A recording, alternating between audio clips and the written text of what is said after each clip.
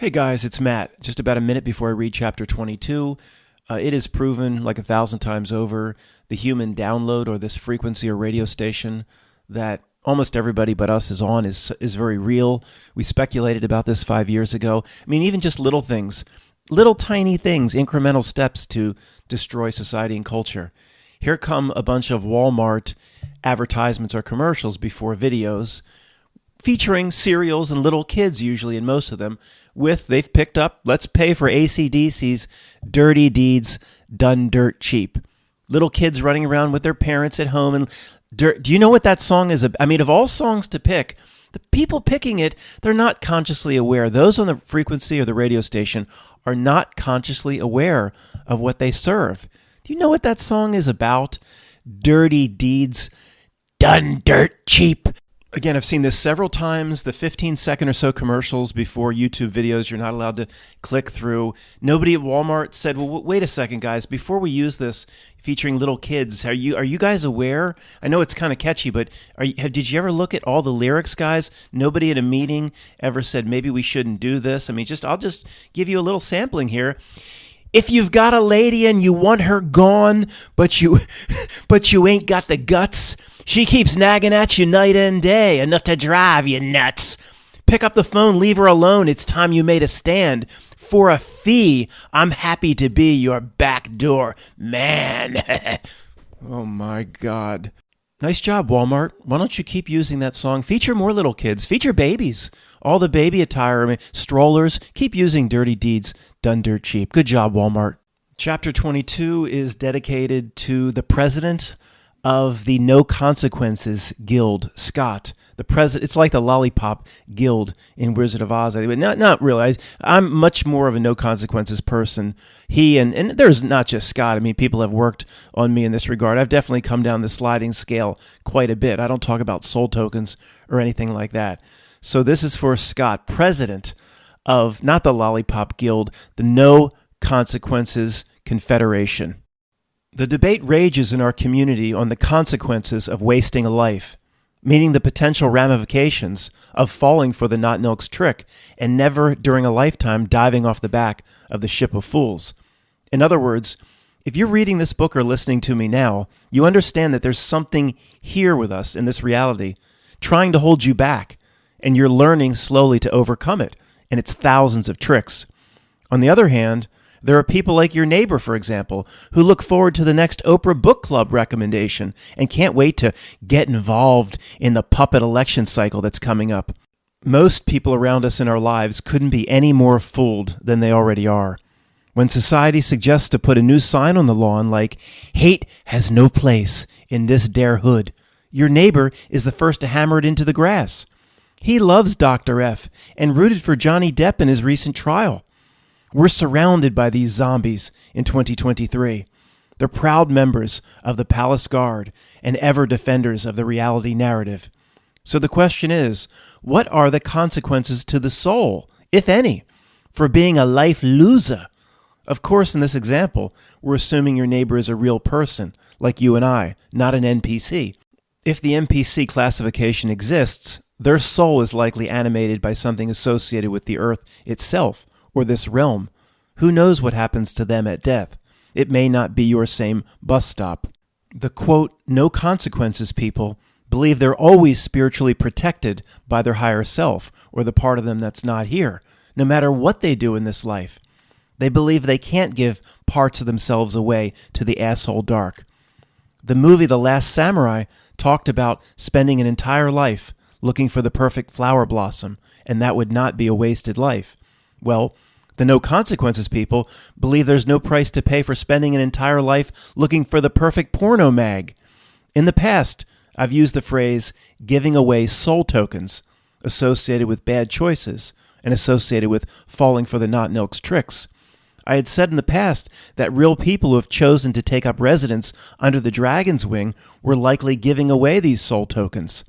This means, if accurate, people could be at risk of losing a part of themselves to the spiritual abyss by making bad choices or cozying up to the Not-Nilk.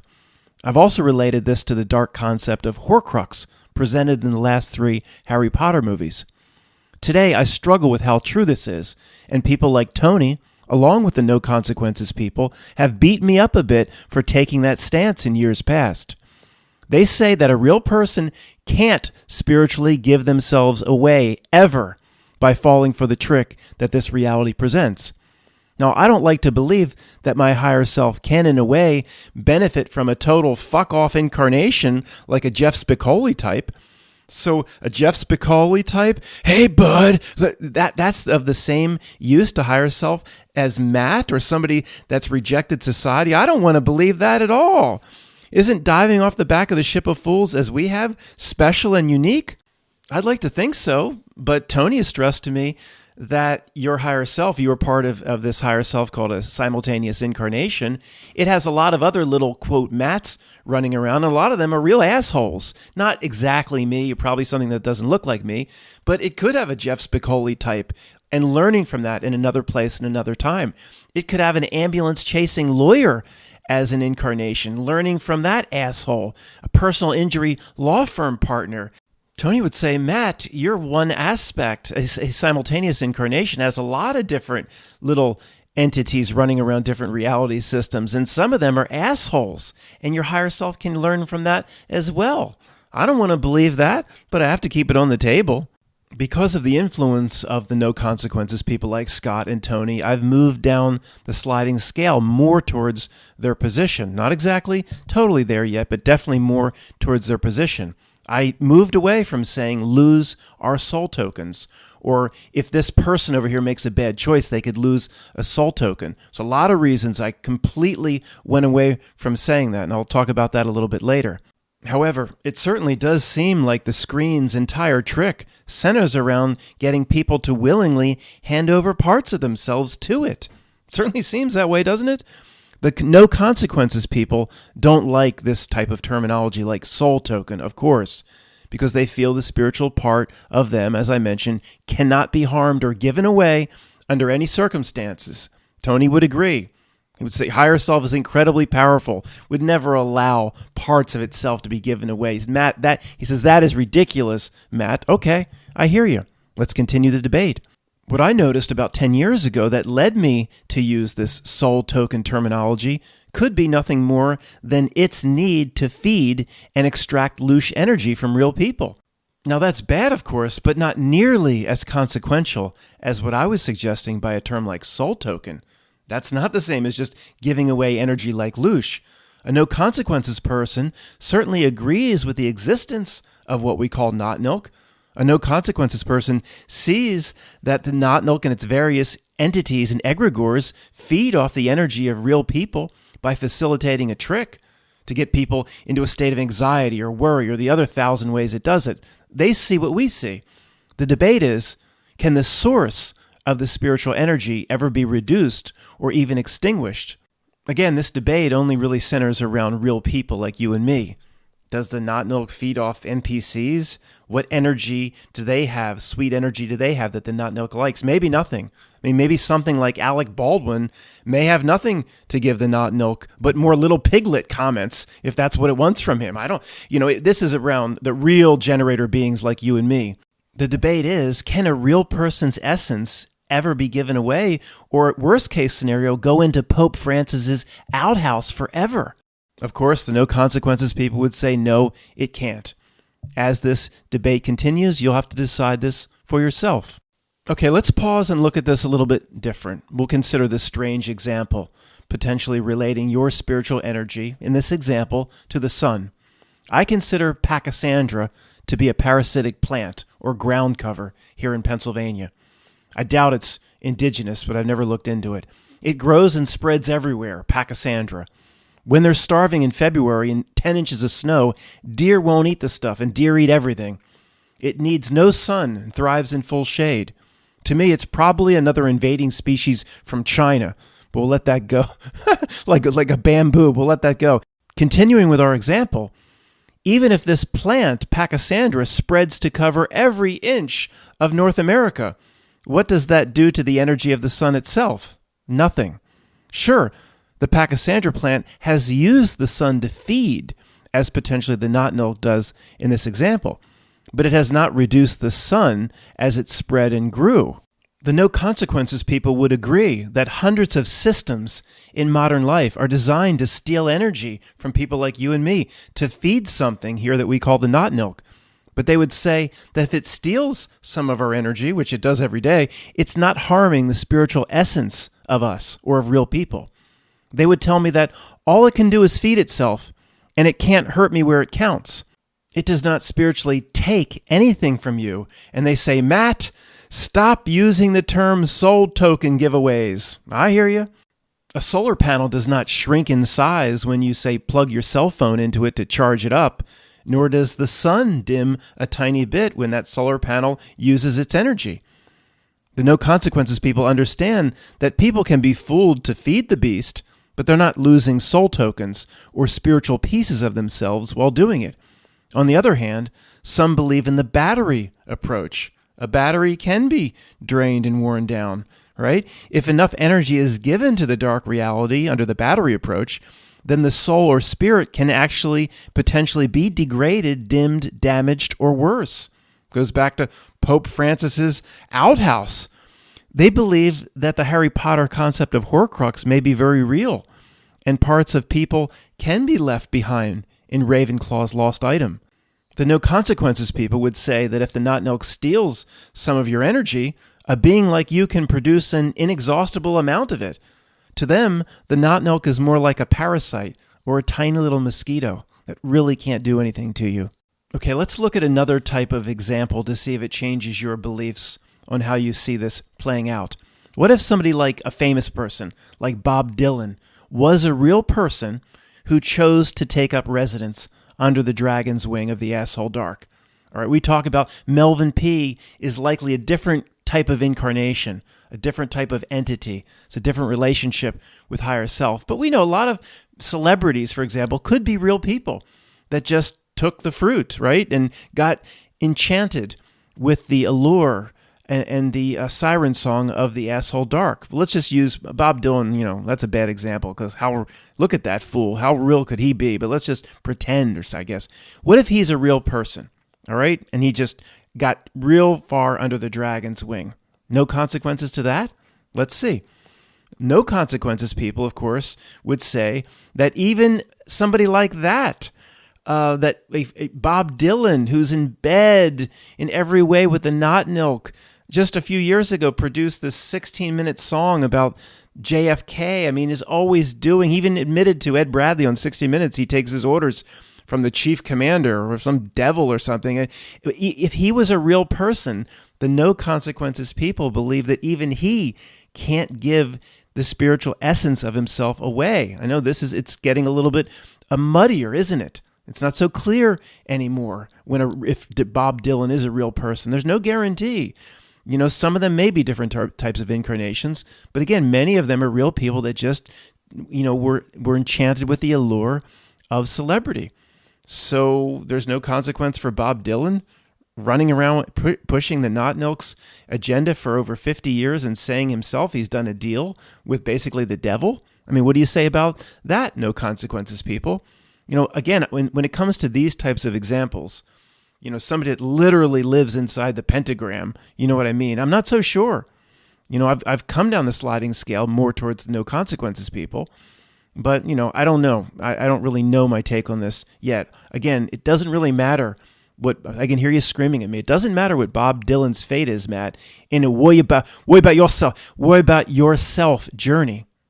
Screw Bob Dylan. That's not my concern. I hear you. But let's play this debate out. It's fun. If real people cannot give away soul tokens, perhaps they can willingly choose to take a step backwards towards Melvin P's type of incarnation. Tony called them sequentials, which is not as advanced as you and I. If that's not the case, and they can't go backwards, why does the Not Milk have society set up to recruit as many real people as possible into its cattle pen of celebrity? Tony talked about Melvin P's type of incarnation as game addicted and playing it safe compared to our type of incarnation. We took the leap of becoming Tommy and spiritually advanced ourselves. Well, if one can advance forward, then it seems logical that an entity can also devolve backwards. Again, we don't know. It's interesting to think about. Tony would likely disagree and likely remind me that even an asshole incarnation of a simultaneous higher self is of use to that higher self because it can learn even from the asshole. It's not necessarily devolving backwards. But what if Bono was a real person? Bono wouldn't be devolving backwards, cozying up to Bob Dylan's chief commander? It's like trying to re-enroll or something back in Melvin P's type of incarnation. Say if Bono was a real person, if you can imagine that. I know it's a stretch. Look at that thing. How could he possibly be the same as you and me? But just go with it. And that damn song, he says, I still haven't found what I'm looking for. Is that Joshua Tree? That Joshua Tree. I still haven't found what I'm looking. What you mean you still haven't found what you're looking for? 400 platinum albums, hundreds of millions of dollars a month coming in. I mean, all these. What do you mean you haven't? You trying to be like us? You trying to be a spiritual incarnation like us? Yes, see, Bono, all the money in the world, can't do that. Still haven't found what you... He has a charity. This is on record. It's real news that 99% went back to him. Went back to the charity itself for their $4,000 dinners and their $10,000 bottles of Baron de Rothschild Pinot Noir wine or whatever. Only 1% went to the charity. They just shipped some of that tasty wheat shit over to Africa, like that shit, that slop that they had in the Matrix with some frayed sweaters. I mean, this is no... Maybe that's what he means. Still haven't found what I'm looking for. He's trying to be like us. That son of a beach. Sorry, continuing to read. Nevertheless, and by definition, if one does not use life for what it is meant for, there are consequences. Even if the phrase giving away soul tokens is inaccurate. For example, not keeping your own energy and giving it away to the not-nilk is a consequence by definition, even if it only affects your temporary well-being or emotions for a short period of time. There are never no consequences in this realm for basically anything, if you adjust the definition accordingly.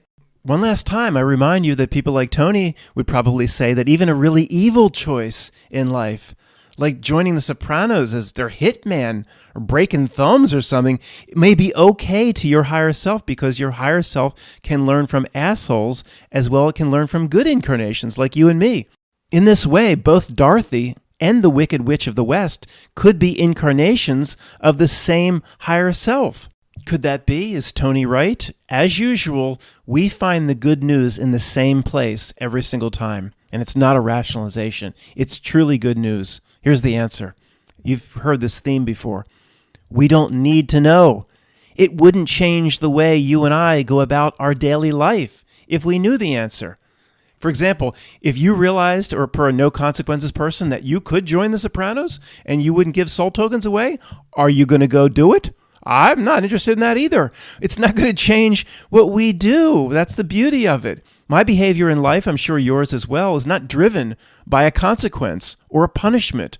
I'm not going to start doing drugs today with the rationalization that I think my higher self may actually want to experience a heroin addict, so I'm kind of helping it out when I inject myself. Or I'm not going to become a heroin addict because I'm a no consequences person. I'm just not going to do it. I'll make the moral and just choice because that's what I'm drawn to do.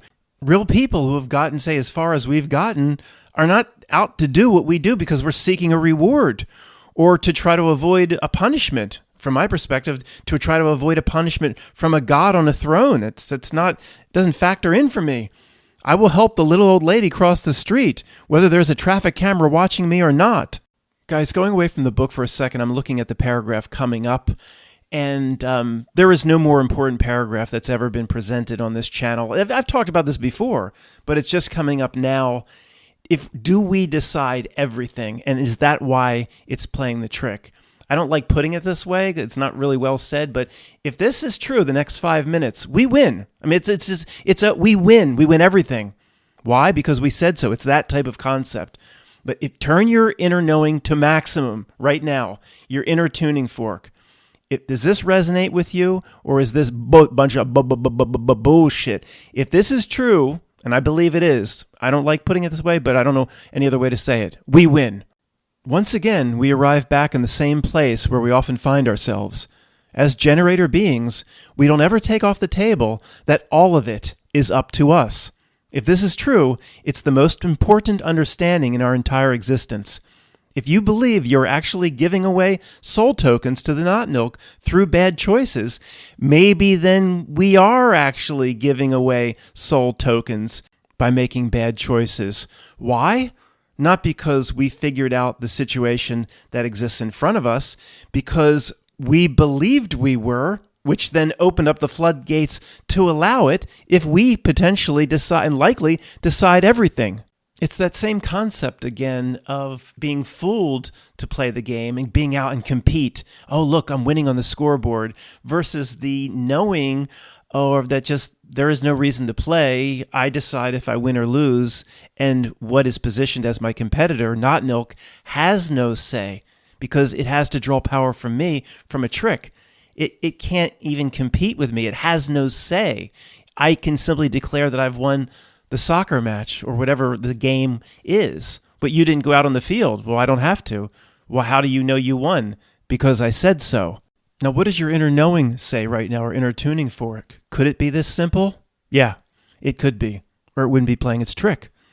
Maybe then if a confident, no consequences person is 100% certain he or she cannot be harmed spiritually, no matter what, then it could be that confidence, that knowing that they are protected is all that they need to be fully protected. You see what I mean? Not that we should do videos trying to figure out if they're right or wrong, because they have the say if they win or lose. I mean, this to me resonates with everything that I've ever looked at over many, many years. It's all coming together here. I mean, I really believe this is true. Once again, I find myself believing we generally get what we expect to get. Thus, the reason it plays a massive trick on us to, what does it do? Remove power, learned helplessness, demoralization, hopelessness. That's the nature of its trick. Well, if the trick is centered around removing confidence and power, then that tells you then the person that's being tricked has the power. It's that simple. If it wasn't entirely up to us, it wouldn't be working its ruse on us 24/7, 365 without ever taking a day of vacation. The bigger the trick, the more it implies the power lies in the entity that is the target of the trick. Maybe the not milk was very pleased with me 5 years ago talking about giving away soul tokens based on the Pope's comment about going into the spiritual abyss. If this is true, you can see why it works so hard to manipulate our community, for we likely set and can break the rules here, which are only rules at all because we've been fooled by the not milk to stay inside its lines, inside its parameters. At this point, I will always err on the side of believing I decide everything and that everything is up to me. And the screen or the trickster has no authority on its own. It can only get based on what I give it via the outcome of its trick. It begs for a train ticket, and you and I hold all of them. As you and I stand in the doorway on the platform, it plays its trick, and most real people step aside for it and hand over a ticket to it. If this philosophy is correct, the no consequences people are right, because they have declared a reality that applies to themselves, and they have the power and authority to do it. It becomes likely that the no consequences people can't give away any spiritual part of them. Why not? Because they said so. It may be just that simple. We won't know the exact answers to all these sorts of questions while we're alive in this body, and that's okay, because we're not supposed to know everything. We're supposed to come in here, Tommy, the deaf, dumb, and blind kid. Not supposed to have all the answers. It's part of this experience. Dee complains in her emails to me that this must be some sort of prison planet or trap, or I would have never agreed to come in here to get tormented and abused. But Dee doesn't, I don't know if she doesn't realize or doesn't consider in her emails to me that she's a part of something much bigger. And it's not you, what you think of as you isn't the whole of you. Is you in the dream at night while you sleep? Is that the whole, all of you? Or is that the dream, just you consider an aspect of you? Yeah, what we believe to be us, you might consider yourself being abused and in this very difficult not milk situation. But that's not, all of you is not what you believe to be you. There's much more to you. It makes more sense when you see it in that light. So we started this chapter talking about the consequences for your neighbor, putting the signs up. hate has no place here, and Bob Dylan and Bono, and what happens to them? And we always, fortunately, come back to the same place. Let's not worry about yourself if we're worried or trying to figure out what happens to your neighbor via his or her bad choices, or Bono. Who cares what the consequences potentially could be for those fuck-ups? Whether there are no consequences or he or she reverts back to a Melvin P type of incarnation, it has nothing to do with our own personal journey. We decide for ourselves. And the Not Nilk wants us in the weeds trying to figure out who Melvin P is and what happens to our neighbor. If you're on this path now and listening to this, I would say we've avoided any spiritual consequences anyway, even if any existed in the first place, because we're here, we got here. How many get to where we are now versus those that are fooled? If you're concentrating on the work, the work to do in life in part 2, the exact answers to these sorts of debates no longer matter. Once again, more good news for us. This is one of the main problems I have with most religions. This, in general, what I'm saying is accurate. I haven't done 18 years of research on comparative religion classes to say exactly what Buddhism says here. The difference is exactly between Islam and Christianity. In general, what I'm about to say is true. The Not Nilk works overtime, with the main part of its trick being about powerlessness, that we need it. We cannot do it ourselves. That is one of the foundations of its trick. Of course it is. Religion says the same thing. You cannot do it yourself. You need this figure or this God. To me, tell me if I'm wrong, it's saying or presenting exactly what the Not Nilk is saying in terms of saying to us we can't do it ourselves. A gigantic problem I have with religion in this regard. And I'm sure some Christians would say, well, Matt, that really sounds like the tutelage of Lucifer, does it? I don't read that either. I mean, I haven't looked into that either. Does it? I don't look outside anything for answers. It's a personal journey. I'm not going to give my power away to anything, any entity that positions itself as a god. Why would I? For what? Because it tells me in a book somewhere to do that? It just doesn't make sense to me. It doesn't resonate with me. The journey I'm going on, many of us are going on, it's not unforeseeable, is it? Where is the section of the Christian Bible, then the whole section, easy to read, that says, many of you will think you can do this on your own. And here's why you can't. And explain in bullet points or rational fashion in a way that can be understood why. Just show me the part of the Bible that just says, Matt, you think you're going to do it on your own. These 2 pages of the Bible will explain exactly why what you're doing is a big mistake. Does that exist? Well, it should. Where we're going is unforeseen, but by God? I mean, okay, well, show me in the Bible then. And I'll read it and I'll readjust. I'm not completely intransigent in my position if a counterposition has more merit. Okay, I sat here for a few minutes just thinking about this. Didn't go to look anything up on the internet or do any Bible research. I'll just put it out. There's many Christians here. I'll put it out to you. Just send me the section in the Bible that basically says, oh, some of you will go down the false path or try to do it on your own. And this is why that's completely a mistake. And why I need the God of the Old Testament or Jesus or whatever. And obviously don't just send me a statement like John 3:16 saying, look, it says right here, the way is Jesus Christ. That's not what I'm looking for. I'm looking for an argument. Don't just send me a commandment, thou wilt have no other gods or look to thyself before God or whatever. Don't send me a statement saying it says it right. Show me the argument. An argument that should have been fully anticipated, of course. Many of you will try to go your own way. Many of you believe you have power on your own, and this is where you're making a mistake, and this is why you need me, or where's the argument?